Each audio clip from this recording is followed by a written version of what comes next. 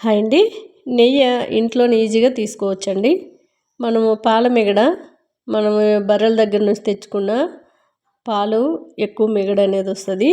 అది వారం రోజుల నుంచి మనం స్టోర్ చేసుకోవడం, ఫ్రిడ్జ్లో పెట్టుకోవడం మనకి అలవాటు కాబట్టి పెట్టేసుకుని సింపుల్గా ఈజీగా తీసుకోవాలంటే ఆ మీగడని మళ్ళీ మిక్సీలో వేసి అదంతా పెద్ద పని అండి. అలా ఏం అవసరం లేదు.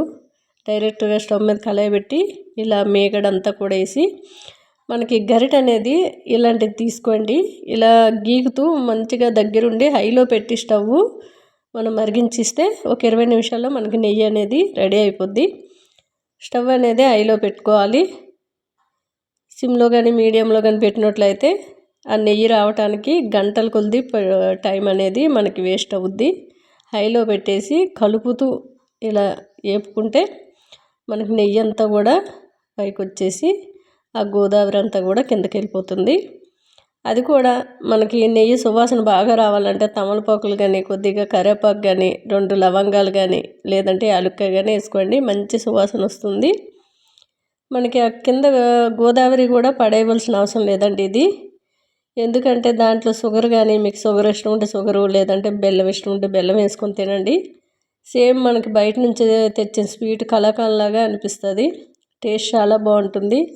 నేను ఎప్పుడూ కూడా కొద్దిగా బెల్లం వేసుకొని తింటాను. చాలా బాగుంటుందండి. ఇవైతే బర్రె పాలు అండి.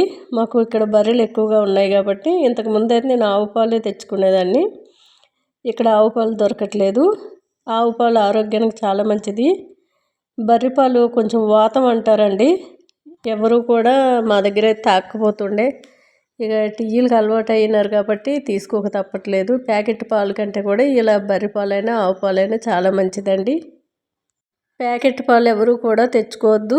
మంచిగా రావట్లేదు. అన్నీ కూడా కల్తీనే ఉన్నాయి పాలు బయట. ఎవరైనా మీ దగ్గరలో ఆవులు కానీ బర్రెలు కానీ ఉంటే ఇలా ట్రై చేయండి. ఈ గోదావరి అంతా కూడా పడేయకుండా నేనైతే బెల్లం వేస్తున్నాను.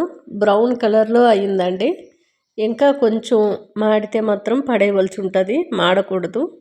బ్రౌన్ కలర్ అయ్యాక మనకి నెయ్యి అంతా సపరేట్గా వడగట్టుకొని దీంట్లో కొంచెం బెల్లం వేసుకొని బాగా కలిపినట్లయితే కలిసిపోయి మనకి స్వీటు కలాకండ్ స్వీట్లా తయారవుతుంది. మనం ఎంత నెయ్యి మరిగించుకున్నా కళాయికి అడుగు అనేది అంటలేదు చూసారా. దగ్గర ఉండి అలాంటి గరిటతోని కలుపుతూ మనం నెయ్యి చాలా సింపుల్గా ఈజీగా తీసేయచ్చు.